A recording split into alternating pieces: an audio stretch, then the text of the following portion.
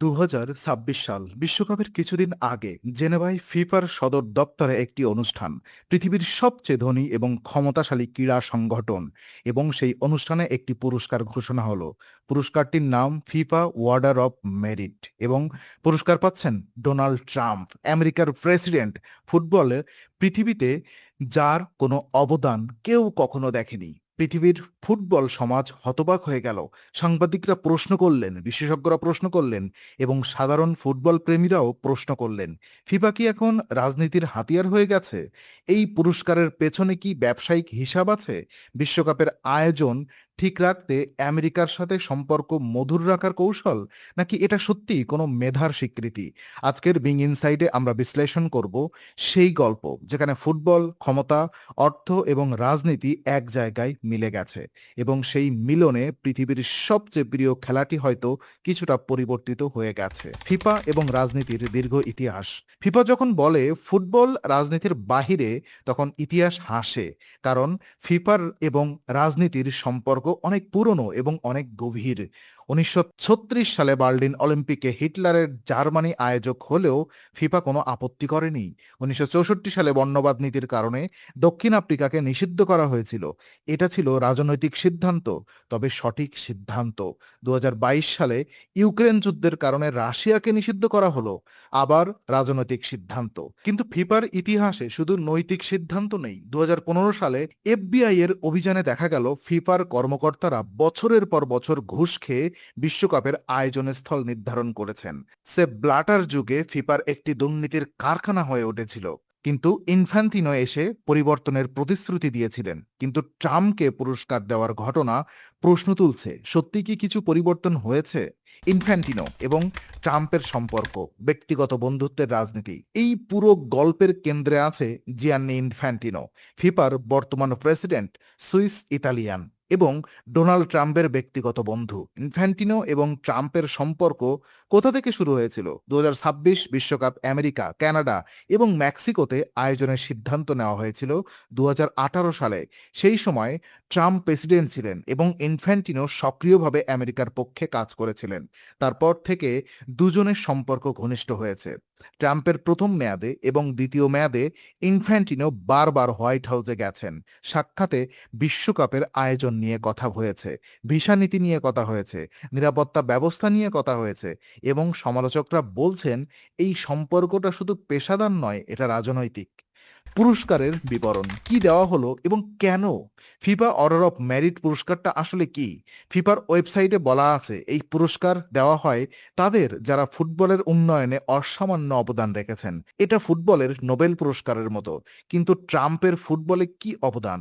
FIFA বলছে তিনি 2026 বিশ্বকাপ আমেরিকায় আনতে সাহায্য করেছেন। আমেরিকার ইনফ্রাস্ট্রাকচার, স্টেডিয়াম এবং নিরাপত্তা ব্যবস্থা নিশ্চিত করতে ভূমিকা রেখেছেন। কিন্তু সমালোচকরা বলছেন বিশ্বকাপ আমেরিকায় আনার সিদ্ধান্ত ট্রাম্পের প্রথম মেয়াদেই হয়েছিল, এবং যে কোনো প্রেসিডেন্টই এই সুযোগ পেলে বিশ্বকাপকে স্বাগত জানাতেন। এটা কোনো বিশেষ অবদান নয়। তাহলে পুরস্কারের আসল কারণ কি? সরল উত্তর হলো ফিফা বিশ্বকাপ সুষ্ঠুভাবে সম্পন্ন করতে ট্রাম্পের সাথে সম্পর্ক মধুর রাখতে চায়। ট্রাম্পের বিশ্বকাপ নীতি কোথায় জটিলতা তৈরি হয়েছে আসলে? দেখুন, ট্রাম্পের দ্বিতীয় মেয়াদে আমেরিকার অভিবাসন নীতি কঠোর হয়েছে। ভিসা পাওয়া কঠিন হয়েছে, বিশেষ করে মুসলিম সংখ্যাগরিষ্ঠ দেশগুলোর নাগরিকদের জন্য। আমেরিকান, লাতিন আমেরিকান দেশের নাগরিকদের জন্য এই নীতি বিশ্বকাপের জন্য সরাসরি সমস্যা তৈরি করছে। কারণ বিশ্বকাপে অংশগ্রহণকারী 48টি দলের মধ্যে অনেক দেশের খেলোয়াড়ই কর্মকর্তারা আমেরিকার ভিসার নিয়মিত ভিসা পাওয়ার যোগ্য নন। মরক্কো, সেনেগাল, ইরান, সৌদি আরব, নাইজেরিয়ার মতো দেশের প্রতিনিধিরা কি সহজে আমেরিকার প্রবেশ করতে পারবেন? এই প্রশ্নের উত্তর এখনো পুরোপুরি স্পষ্ট নয়। ফিফাকে এই বিষয়ে ট্রাম্প প্রশাসনের সাথে বিশেষ চুক্তি করতে হয়েছে, এবং সেই চুক্তি করতে গিয়ে ইনফ্যান্টিনো ট্রাম্পের আরও কাছাকাছি গেছেন। পুরস্কারটা সেই কাছাকাছি যাওয়া প্রতীকী স্বীকৃতি। ফুটবলের বাণিজ্যিকীকরণ, অর্থের কাছে নীতির পরাজয়।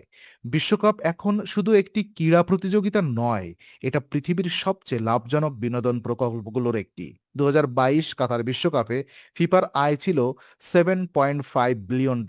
2026 আমেরিকায় সেই আয় $10 বিলিয়ন ছাড়িয়ে যাবে বলে ধারণা করা হচ্ছে। আমেরিকার বাজার পৃথিবীর সবচেয়ে বড়, আমেরিকার স্পন্সরশিপ, আমেরিকান টেলিভিশন অধিকার, আমেরিকান দর্শক, এই সব মিলিয়ে আমেরিকা ফিফার সবচেয়ে মূল্যবান অংশীদার।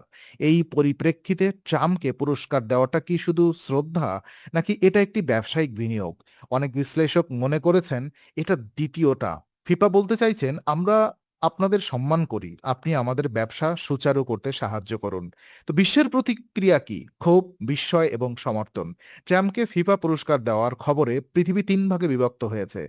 প্রথম ভাগ ক্ষুব্ধ। ইউরোপের অনেক দেশ বলল এটা ফিফার মর্যাদার অবমাননা। মানবাধিকার সংগঠনগুলো বলল ট্রাম্পের নীতি মানুষকে বিভক্ত করে।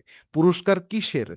ফুটবল সাংবাদিকরা বললেন ফিফা এখন রাজনৈতিক হাতিয়ার। দ্বিতীয় ভাগ সমর্থক। আমেরিকার কিছু রাজনীতিবিদ বললেন সঠিক সিদ্ধান্ত, বিশ্বকাপ আমেরিকায় আনতে ট্রাম্পের ভূমিকা আছে। আর ট্রাম্পের সমর্থকরা এটাকে আমেরিকার জয় হিসেবে দেখলেন। তৃতীয় ভাগ উদাসীন। অনেক মানুষ বলল ফিফা যা খুশি করুক, বিশ্বকাপ হলেই হলো। ট্রাম্পের নিজের প্রতিক্রিয়া কি? গর্বিত অভিনয়। ট্রাম্প এই পুরস্কারে খুশি হয়েছেন এটা স্পষ্ট। সোশ্যাল মিডিয়া পোস্ট করলেন ফিফা আমাকে সর্বোচ্চ সম্মান দিয়েছে, আমেরিকার জন্য এটা একটি বড় দিন। আমরা সেরা বিশ্বকাপ আয়োজন করব, বিশ্বকাপকে আবার মহান করব। এই প্রতিক্রিয়া দেখে বোঝা যাচ্ছে ট্রাম্প বিশ্বকাপকে তার রাজনৈতিক ব্র্যান্ডিং এর অংশ হিসেবে ব্যবহার করছেন। মেক আমেরিকা গ্রেট এগেইন স্লোগানের মতোই make world cup great again হচ্ছে তার নতুন বার্তা। এবং ফিফা এই বার্তাকে একটি পুরস্কারের মাধ্যমে বৈধতা দিল। রাজনৈতিক বিশ্লেষকরা বললেন এটা ট্রাম্পের জন্য বিনামূল্যে একটি বড় জনসংযোগের সুযোগ। দেখুন, ফিফা ওয়ার্ল্ড অফ মেরিট আগে কারা পেয়েছেন? এই পুরস্কার পেয়েছেন প্লে, মানুষ যাকে সর্বকালের সেরা ফুটবলার মনে করেছে, যিনি তার সারা জীবন ফুটবলের উন্নয়নে কাজ করেছেন। এই পুরস্কার পেয়েছেন সেই সব মানুষ যারা মাঠে বা মাঠের বাহিরে ফুটবলের জন্য অসাধারণ কিছু করেছেন। এবং এখন ট্রাম্প, ট্রাম্প কি ফুটবল খেলেছেন? না। ট্রাম্প কি ফুটবলের উন্নয়নে কোনো অসাধারণ কাজ করেছেন? না। ট্রাম্প কি ফুটবলকে ভালোবাসেন? সেটা নিয়েও সন্দেহ আছে। তিনি আমেরিকান ফুটবল পছন্দ করেন, বিশ্বের ফুটবল নয়। তাহলে পুরস্কারের মানদণ্ড কোথায়? এই প্রশ্নের উত্তর ফিফা দিতে পারেনি। সৌদি আরব এবং কাতার, ক্ষমতার কাছে ফিফার নতজানু হওয়ার প্যাটার্ন। ট্রাম্পকে পুরস্কার দেওয়া বিচ্ছিন্ন ঘটনা নয়, এটা একটি প্যাটার্নের অংশ। 2010 সালে কাতার বিশ্বকাপ আয়োজক হিসেবে নির্বাচিত হয়েছিল। সেই সময় কাতারের বিরুদ্ধে ঘুষের অভিযোগ উঠেছিল, শ্রমিকদের মানবাধিকার লঙ্ঘনের অভিযোগ উঠেছিল। কিন্তু ফিফা সবকিছু পাশ কাটিয়ে বিশ্বকাপ দিয়েছিল কাতার। কারণ কাতারের অর্থ। সৌদি আরব 2034 বিশ্বকাপ পাচ্ছে। মানবাধিকার সংগঠনগুলো প্রতিবাদ করেছে, কিন্তু ফিফা এগিয়ে গেছে কারণ সৌদি অর্থ। এবং এখন ট্রাম্পকে পুরস্কার, কারণ আমেরিকার অর্থ। ফিফার নীতি যেন একটাই, ক্ষমতাবানদের সামনে নতজানু হও। খেলোয়াড়দের প্রতিক্রিয়া কি, যারা সত্যিকারের ফুটবলের মানুষ? এই পুরস্কারের বিষয়ে ফুটবলাররা কি বলছেন? অনেক শীর্ষ ফুটবলার সরাসরি মন্তব্য করেননি, কারণ ফিফার বিরুদ্ধে কথা বললে পরিণতি খারাপ হতে পারে। কিন্তু কিছু প্রাক্তন খেলোয়াড় বলেছেন। একজন সাবেক ইউরোপিয়ান আন্তর্জাতিক খেলোয়াড় বললেন প্লে এই পুরস্কার পেয়েছিলেন কারণ তিনি সারা জীবন ফুটবলকে ভালোবেসেছিলেন।